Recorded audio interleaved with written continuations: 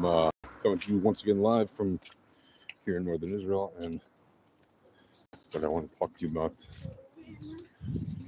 is something to do with the current affairs or realpolitik of the day. Something that's been notably in the news as of late, but you might have missed it if you don't pay attention much to what happens in the Middle East. But again, if you don't pay attention to what happens in the Middle East, you probably didn't find this video. But then again, who knows? Maybe you did. The random magic of the algorithms. So, what exactly is happening that is noteworthy about the Middle East? Well, apart from obviously the big announcement last week that President Trump wants to have the U.S. effectively take ownership of Gaza and begin a massive reconstruction project that would see the Gaza Strip be turned into basically a massive seaside resort to the benefit of all who would eventually live there again. Apart from that, incredibly disruptive news, whether you like it or not. President Trump also said in a press conference in the Oval Office shortly after that press conference where he announced that Gaza plan initially, there he confirmed that he said he did not envision Palestinians from Gaza ever returning. That doesn't mean that they never could or would, because after all, this would take many years to iron out and to get done. So there's always the possibility, and quite frankly, the very high probability that even if such a deal were enacted, that people that used to live there would have the right to return if they wanted to, as long as they disavowed terrorism and all that kind of stuff. And, they could prove it and whatever. Or in some meaningful way, show that they're not pro that. Then, of course, it would be a U.S.-run territory. Then, ostensibly, it would have a U.S. police force. It would have, U.S. military, whatever. So it would be police, just like Puerto Rico or Guam, right, or any U.S. territory that's not a state, right? They would have U.S. laws. So it would be kind of wonderful, really, to have American laws on the west coast of the Mediterranean, keeping that place safe, right? Where people can argue about politics in a peaceful way and not have it turn into warfare. I mean, to be honest, it's an amazing prospect for the Palestinians too, by the way, because the ones who don't want to come back, they'll be set up nicely in some other place where they'll be, welcome, and they'll have nice housing and probably some nice amount of money in a bank account. They could start a new life and have a better future for themselves and their kids. And who doesn't want that? And, especially if they come from a war-torn place. And those that do want to come back will have something positive and wonderful to look forward to if and when they get the chance to come back. Because in theory, if a massive construction project of that order would happen, it could be a very nice reality to return to. Come back to a peaceful place. It's not constantly being, in a state of belligerence with your neighbor. It doesn't have to worry about being blockaded by either side, by Israel or by Egypt, and you could travel normally, etc., etc. But anyway, so now on to what's happening in addition to that. Well, at the same White House meeting where he said those words about Palestinians not being able to come back, he also said that it's this drip nonsense of the hostages being released 2 or 3 or 4 at a time is ridiculous. And Hamas has basically until this Saturday, in other words, tomorrow, to release all the hostages. And if they don't, then all hell would break loose. All hell will break loose, right? Something like that. Whether that's the exact quote. But basically, the Hamas has until tomorrow at noon. He didn't specify what time zone, but I figure he means Israel time zone. But we'll see. because noon Washington time zone would be like, well, it could be the case, because that would be like 7 p.m. here in Israel, and that would be like after Shabbat. But the thing is, even Trump said the Israelis don't have to, like, they can change their mind. They don't have to, put it to that level of pressure. But it would be okay with him if Israel did put it to that level of pressure, or if they don't release all the hostages by noon tomorrow, then Israel will basically return to firing, to making war with Hamas, or fighting the war with Hamas, and that it would just continue until Hamas is completely destroyed, which has a lot of implications. Like, first of all, obviously that puts the lives of the remaining hostages in danger, right? Any of them that are still alive. So Israel would not necessarily want to do that, because Israel wants to bring back all the hostages, as many of them alive as possible, right? All the ones that are still alive, we want them all to come back alive. And we know there's, reportedly, the IDF somehow knows that like 34 of them at least are dead. So like about half of the remaining hostages, almost half the remaining hostages, we know are dead. At least the army says they are. And the other slightly more than half we think are alive, but we don't know what condition they're in, and who knows how long they can be alive. So that's why this whole thing is like, putting pressure on Hamas is actually a good thing, because it forces them to, hurry up and get this deal done, and maybe not do such a drip of 2 or 3 a week, because that is ridiculous, right? Why are they doing that? They're doing that because they want to resupply and rearm and get ready for the next phase of the war that they know is coming, either when they violate the ceasefire, like to a degree that they, that it can't be sustained, or when the exchange of hostages for terrorists is, hostages for prisoners, many of whom are convicted terrorists, many of whom have life sentences, multiple life sentences even. When that phase ends, Hamas knows that, their time is up. And they don't want to give that up, and that's why they don't want to give up all the hostages, and that's why they're probably not going to see this exchange all the way through to the end, because they need some hostages, from their sick point of view, to continue to have a bargaining chip, right? Which means they're probably going to keep some living ones, because if they give up all the ones that are alive, well, Israel, as much as we want to get back all the dead hostages, you don't have to worry about the well-being of the dead ones. They're already dead. You do have to worry that at some point you bring them home, but that's something we can easily do after after the army destroys whatever is left of Hamas. So they will probably keep some living ones as bargaining chips, which is disgusting, but we're talking about barbaric people, or people who are, the Hamas are barbaric people. It doesn't mean that all Palestinians in Gaza are barbarians, because they're not all in Hamas, but a lot of them do support them. Don't be ignorant of that fact. How many? We don't know. There is no real polling. Sometimes you get a plurality of people saying they don't like them. Sometimes you get the vast majority of people saying they do like them. And like any place where there's a kind of a dictatorship, right, then you're going to have not free expression, and therefore you're going to get skewed data in the data set.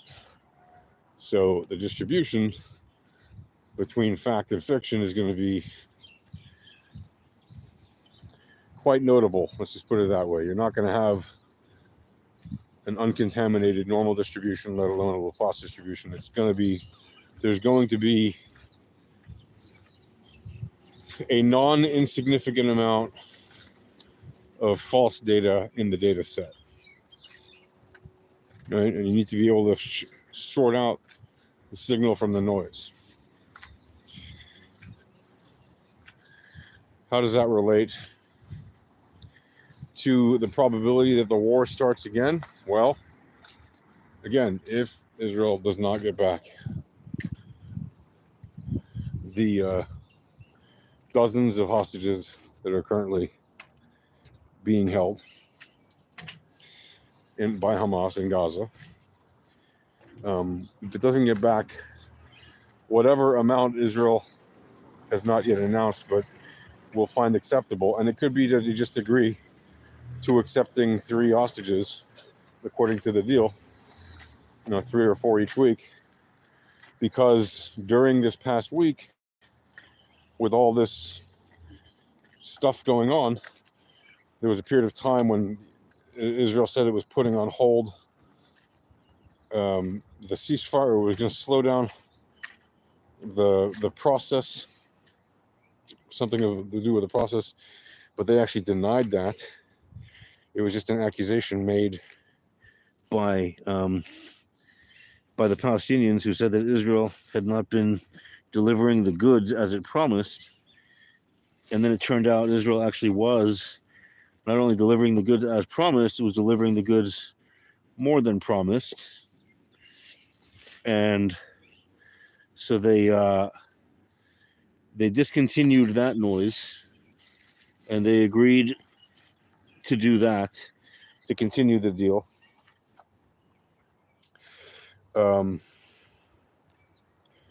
Yeah. They agreed to continue the deal. And so because of that, the deal continues to go forward. Now, how far along it goes forward is something only time will tell. Oh, for real? Okay. No way. There's no way. There's no way. Well, why not fucking try it, man?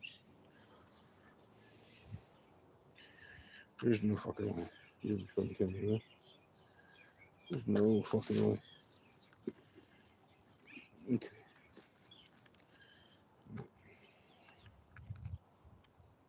There's no. Oh my goodness. For real. Okay. Well.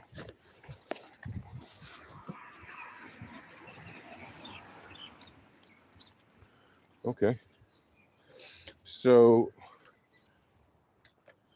yeah. So there's a probability that the war does continue, in fact, starting tomorrow at around noon.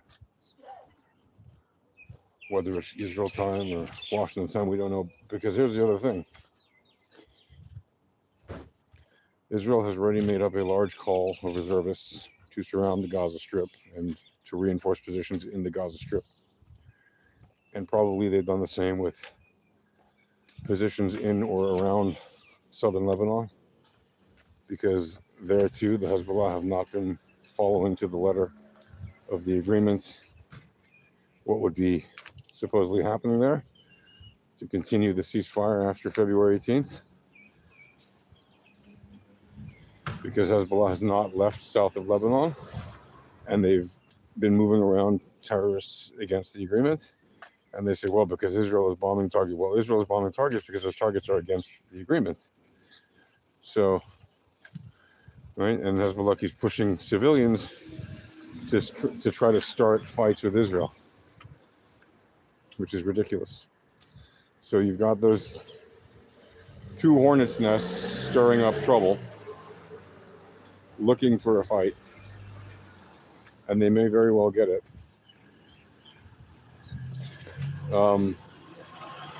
There's a lot of things that have been happening, right? You got Trump said this about the agreement and the legitimacy of starting a fight again, and then the people, the Hamas said that they're going to stop the agreement because they said the flow of aid into Gaza was not moving according to the agreement. And then the UN itself came out and said, actually, Israel is delivering more than the agreed amount. So that shut up the Hamas very quickly. And they said, okay, we're going to continue releasing according to the agreement. And at that point, there was the drip comment from Trump, and then the counter comments that started flying in like crazy, and then the message from Netanyahu saying that the hostages have to be released by noon on Saturday, but again, not specifying if he meant all the hostages like Trump did, or if that they have to continue in the way that it has been going so far. These are important details because these will determine whether or not 2 days from now Israel is back, even tomorrow, Israel is back in an active state of war, like, with ongoing fighting and battles, like constantly, or if it's just in a period where we're trying to slow things down again and return to life as normal as much as possible. And that, hopefully this will play out peacefully, because honestly, I think the average person is sick and tired of war. And I mean that on all sides.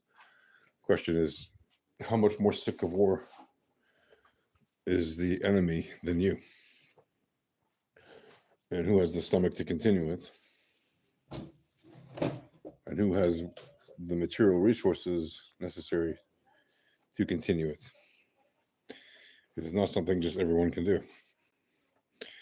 And sure, the Hamas can, in theory, continue fighting a half-assed war as they've always done, because they don't have the same material resources as like the Israeli army. But at some point, especially if they remain quote-unquote blockaded on both ends by Israel and by Egypt, especially now that Israel has control of the Philadelphia corridor, since some months.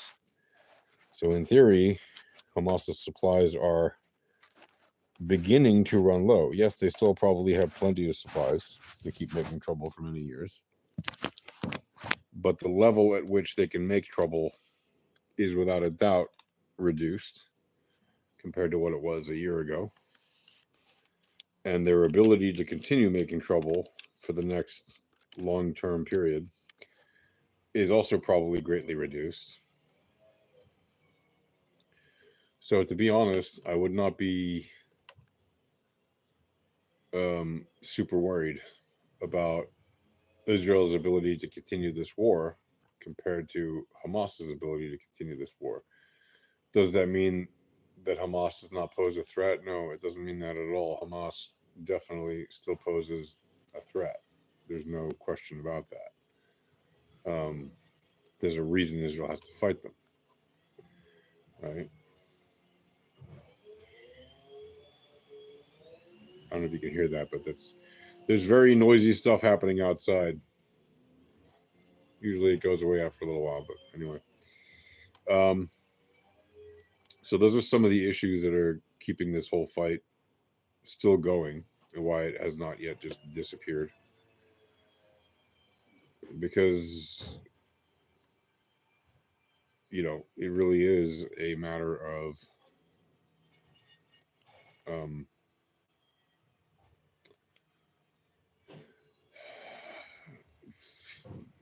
getting through the tricky parts of the agreement when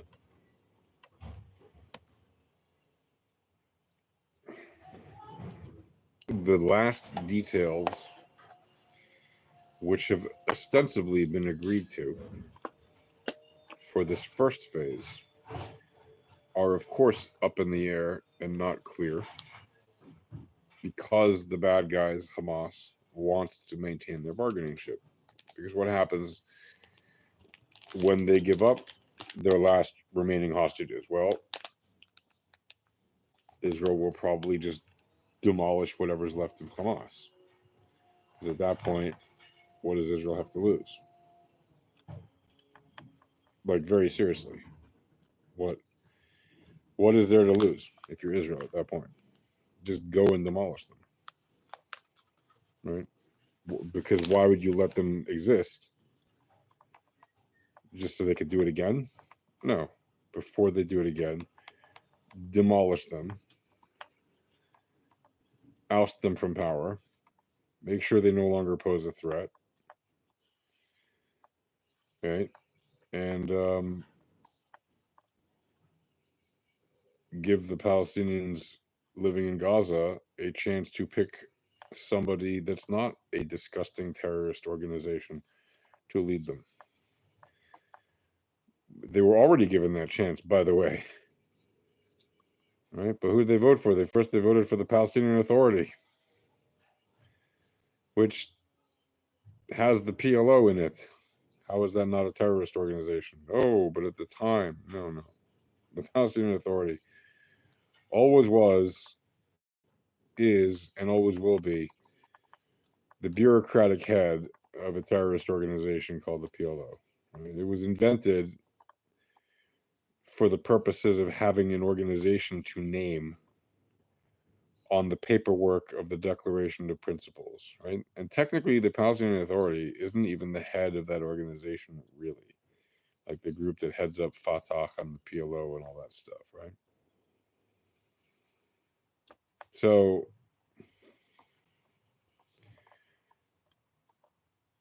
I mean, I'm just pointing out it's a bit of a misnomer to call the Palestinian Authority even what it's called. They're not the authority of the Palestinians. You ask the average Palestinian, who do you consider to be the governing authority? And the honest ones will tell you we don't have a governing authority.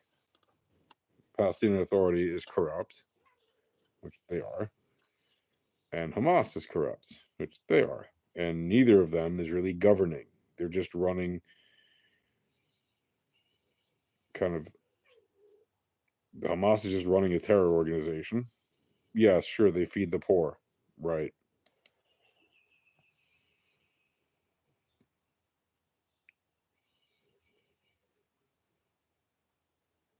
Yeah, because remember, like,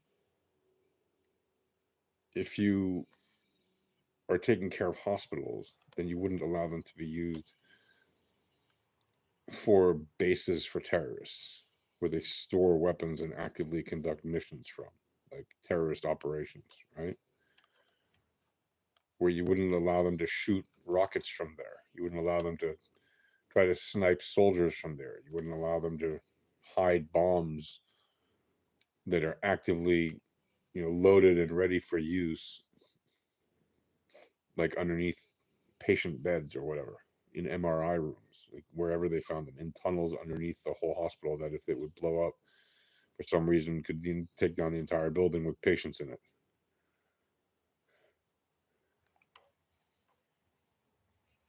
And so on and so forth. Violations of this type agree all over the place. So Hamas is clearly not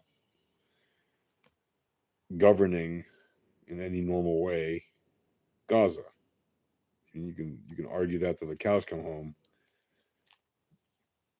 But if you believe that it's okay for Hamas to store weapons in hospitals, mosques, and schools, and bedrooms of families, even children's bedrooms, like under children's beds, where there's been no shortage of weapons found under children's beds in this war, with tunnels dug directly into the floor of children's bedrooms that go into terror tunnels, where they've kept hostages literally underneath children's bedrooms, like, in tunnels connected under children's bedrooms.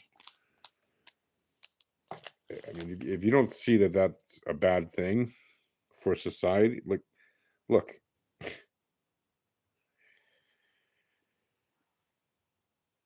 the obvious and idiotic comparison when people who are pro-Hamas say, "Oh, Israel are acting like Nazis," when literally the Hamas are operating on Nazi field manuals of propaganda and lies about the Jews and anyone who isn't a Hamas extremist, including gay people or blacks or anybody really. If you're not, if you don't believe in their version of God, then you're some infidel scumbag that needs to be wiped off the face of the earth. You could be a Muslim and still be their, mortal enemy, right? You could even be the kind of Muslim that they are, but not believe in their particular brand of the perversion of the religion that they have, right? They really have perverted their religion. And many Muslim scholars have said this, and it is hard to argue that they haven't. And by perverted their religion, I mean they've taken their religion, which is a religion, and they're not just fundamentalists or literalists, because they're actually not, right? But they've taken the interpretation that was made about that religious text, the Quran, and they've actually twisted it in a very sick way, which is even more barbaric than the actual literal words, where the language of the text says basically that it's a conquering religion, that it's always at war, and if you see people who are not of your faith, that they should convert or die, and all that kind of stuff. Like if somebody who doesn't believe in your belief, fights with you or whatever, then you have to convert them or kill them, that kind of thing. So, of course, most moderate, normal Muslims don't practice that same kind of, that kind of nonsense. Just like most Jews don't practice a lot of the nonsense that's in the Old Testament, right? There's a lot of nutty stuff in there too. Just like there's a lot of nutty stuff in the New Testament. All the old religious, I mean, how can you expect books that were relevant to, 1,500 years ago, 2,000 years ago, not even, 1,500 years ago, call it 2,000 years ago, even though it was after, and 3,000 years ago. How can you expect concepts from those times to still be relevant in a society that has progressed significantly, where we've generally done things like outlaw slavery, for example? And generally, most of the free world, gives equal rights to, men and women and people of whatever orientation, right? So, of course, there's going to be conflicts between people who view the world through the lens of, no, we have to live like cavemen did, or, people did 3,000 years ago. Why? Why do we have to live like that? Has society not progressed? Do you want to go live in some mud hut? Go right ahead. Go live in a mud hut. No one's going to stop you. It's crazy. And I hope you don't have, hope you're not going to, like, if you're doing that on purpose, if you have the option to not live in a mud hut, because there's still people who do live in mud huts, not by choice. And I can tell you, most of them would not live in those mud huts if they had the choice not to. And the ones that do are not thrilled about the fact that they have to. Anyway, I am kind of wandering a little bit more than a little. So let's just hope for peace and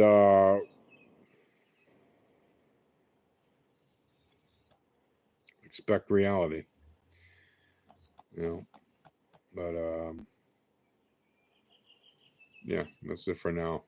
Stay safe, stay peaceful. Hope everybody remains safe and sound. And yeah, hopefully the next time I talk about this in another couple days, we will not have reactivated the big war machines, but time will tell. Shalom.